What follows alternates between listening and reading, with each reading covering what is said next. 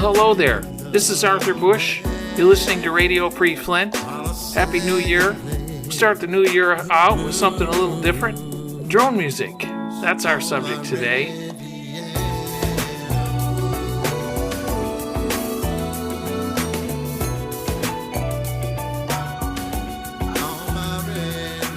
We have a guest, Howard Ryan from San Francisco, California, a musician who wrote a song, Flint, Michigan, complete with a 9/11 dispatch tape from the Flint Police Department. And we're going to discuss that, play some clips, and so stay tuned. Here's a clip.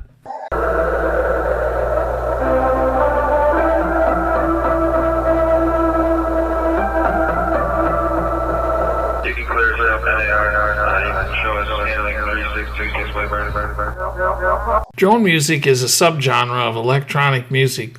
It's characterized by its slow, repetitive rhythms and sustained tones. It often uses synthesizers and electric instrumentation to create a meditative and ambient soundscape. Howard Ryan is our guest today.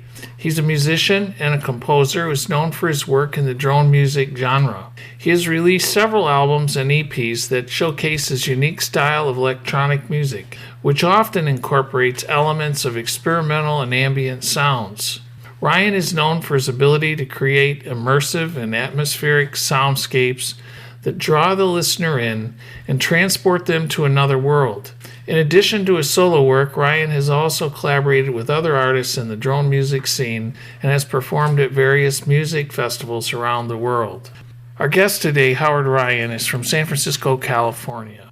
And I have with me today Howard Ryan, who's a native of Wisconsin who lives in San Francisco, California, where he's speaking to us this morning. Good morning, Howard. How are you? I'm okay, Arthur. Thanks for having me. When I first listened to this song, which you've entitled Flint, Michigan, it took me to Jacques Cousteau and that exploration of the sea. I thought that's what it was at first. And then I started thinking about the Great Lakes because I have interviewed some people who write songs about shipwrecks and so forth. And I thought, God, this would be a great marriage. You know, it's really funny that I haven't gotten a lot of reviews or anything with my music, but invariably people mention water every single time. So, yeah, I mean, I don't want to say it's intentional, but I'm trying to create a different landscape with this production, definitely. Yeah, drone or ambient music, minimalism, whatever we want to call it, those are kind of deceptive terms to me because it's not just the same thing over and over again. There's just more subtle, right? The development is more subtle. I think John Cage said that if you're listening to something, you're bored after 10 minutes, try it for 20.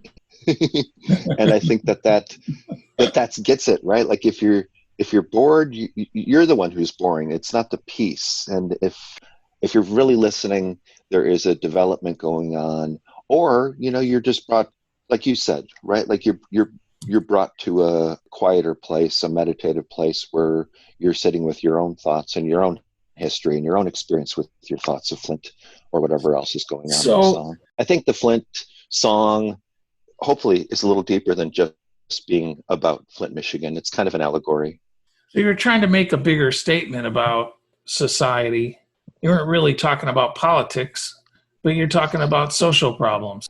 It's all intertwined, right, Arthur? I mean, the name of the record is In These Coming Days, and all of these songs are about my interest in the psychology of society here at the end of civilization, basically, right? We're at the tipping point now, and it's horrifying, and it's incredibly sad and profound, but it's very interesting to me. It's very interesting to me how we're handling tragedy in the 21st century. Do you perform any of this music live? Yeah, there's a drone festival that happens in Minneapolis every January. It's a 28-hour nonstop drone where there's always a performer playing and then the next performer overlaps their set, and it's nonstop for 28 hours. They raise money for victims of the drone campaign. It's called Drone Not Drones, and they raise money for Doctors Without Borders. I used to live in Minneapolis, and I'm still connected to a lot of the people there. So I go out there every January. I'm in part of that. I play at a few functions or gigs gallery events around town here in San Francisco. But of course, all that is on hold right now. I don't think I'll be going to Minneapolis this January. And who knows what the future holds for live music for any of us who consider ourselves musicians. But for now, I'm writing a lot and recording. You have, I'm not sure how to pronounce this, but it's called Hauras or Hauras? Hauras, yeah. It's a Finnish word that means fragile or brittle, which I think has as good a job as any as describing the music that I'm trying to make. So you use that as the moniker for the music that you're producing. So it's produced by Hauras. Is that how you say it? It's basically a solo project. I just would rather use a different word than my name for this. Okay, it's a pseudonym. Tell us a little bit about its Finnish roots. I'm not Finnish. I've got Dutch heritage. I'm very influenced by Finnish experimental music. I think that's kind of one of the reasons I wanted to use the Finnish version of the word fragile. I have no Finnish roots except for the love of the Finnish people and their music. Okay, so this isn't a form of music that was invented by Finnish people. No, definitely not. This music was very relaxing. It was something that I would listen to maybe if I was getting a massage or some kind of physical therapy, or if I just want to relax when I go to sleep. I don't know if it's ambient in nature, but how would you describe it? I love that. That's beautiful. Thanks for saying that. Yeah, I think many parts of it are meant to be relaxing. I also think that there's a element that's kind of brittle and should agitate a little bit. I don't want it to be too comfortable. I don't want you to fall asleep. But yeah, there's a drone, there's an ambient element to this music, I hope at least. Your music it's mostly instrumental. In our conversation before we started this broadcast, you mentioned that it was made with a viola. Most of the sounds are, it's mostly viola generated. There's a lot of pedals that are used, obviously. Some vocals, some guitar actually, some keyboard, a lot of police scanner bits and shortwave samples.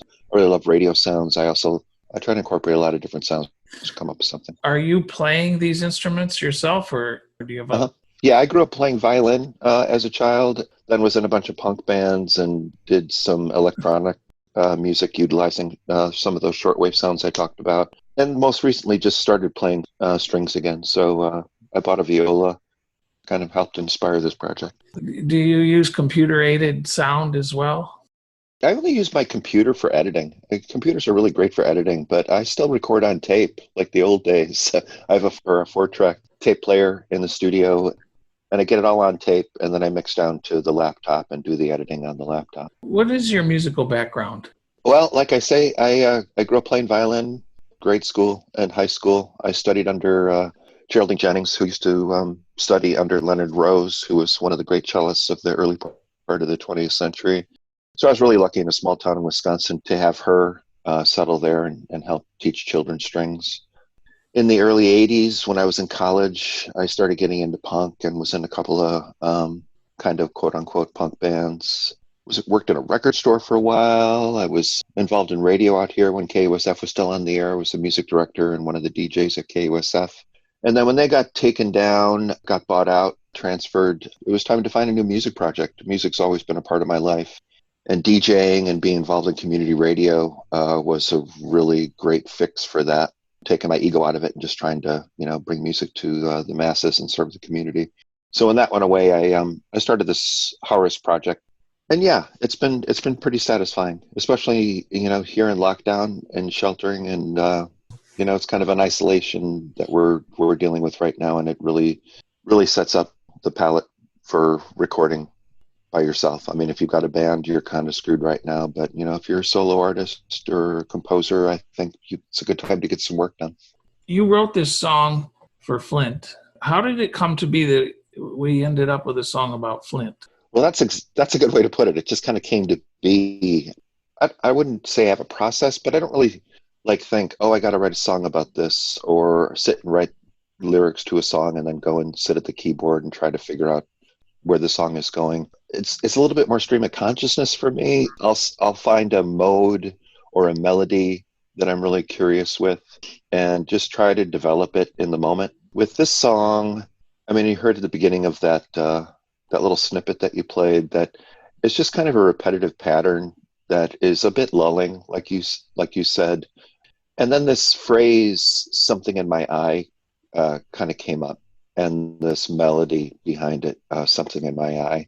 It's a curious phrase. It's kind of cliched, right? Like we even use it to make fun of an emotional moment that we're not allowing ourselves to be with, right? Like when guys, especially guys, will say that, right? Like, "Oh, there's something in my eye," right? Like it's an interesting phrase, I thought, as I was writing this, and then it just kind of became a mantra through that, and it kind of developed into something in the air, something in the water, and then when it became something in the water, of course, right? Like you say that the tragedy is still going on, but it's a big part of our memory. Like what 10 years ago when we started hearing about this crisis, and when we think about water now, oftentimes we are drinking water. We think about Flint and the disenfranchised people that were disregarded and lied to when their lives were in danger.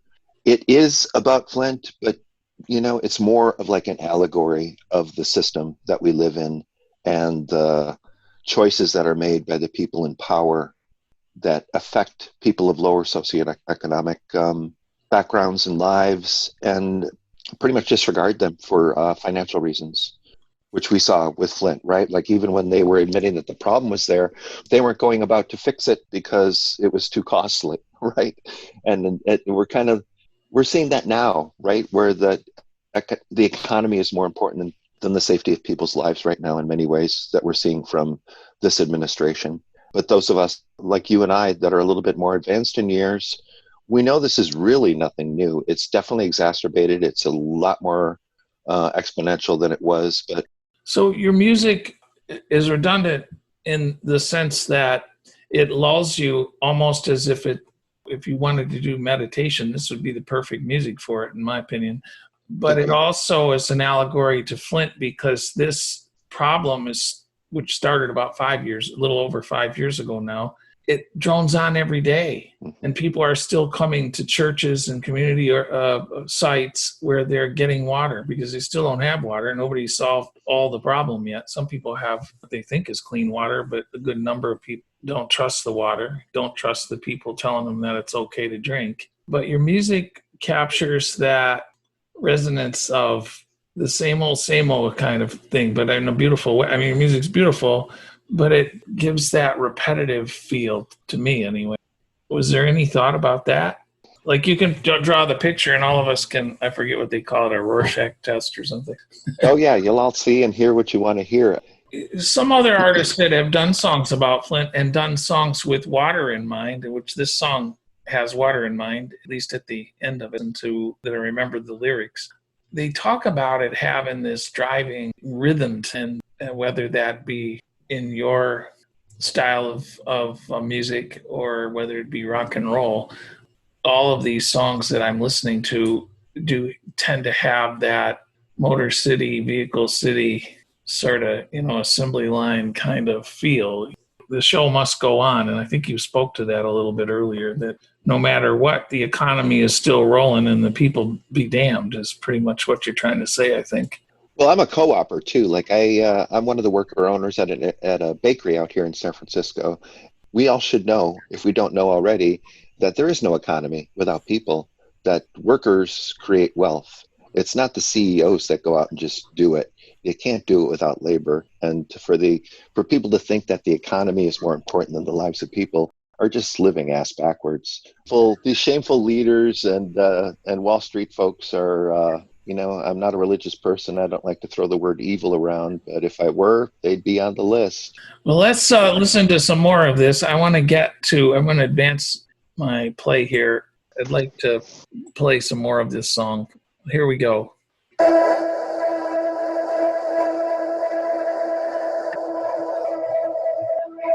Watching. And the end of that, was that the 9/11 stuff you were? Oh, it's just police scanner stuff, contemporary. So what were you trying to express with that? With the song or the police scanner stuff? No, with the police scanner stuff. I have been using radio sounds and police scanner sounds for years. I find it not just adds to the palette of sounds to make something interesting for a landscape or soundscape. Particularly the police scanner stuff adds a obvious bit of tension, authoritative element within a theme of disenfranchised people and greed. Yeah, and also when it comes to the city of Flint, one of the murder capitals of the nation for 3 decades, it seems like that the inclusion of the police and the seriousness of the emergency is pretty apropos. That's something that people of Flint will understand.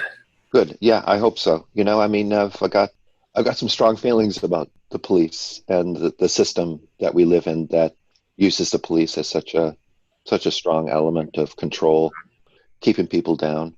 Like, go back and talking about our leaders. The police are in there too. These are people that we instill and pay their salaries to help protect us and serve community. It's one thing to not do your job well. It's another thing to completely do the opposite of what you're supposed to be doing and hurting people instead of helping people, or keeping people down instead of bringing them up. Yeah, I appreciate your interest today, and I look forward to the rest of the podcast and the other conversations you have with people about your hometown. Well, Howard, Ryan, appreciate the time that you spent with us. We'll end our podcast with a clip from the song Flint, Michigan by Howard Ryan. Thank you for joining us.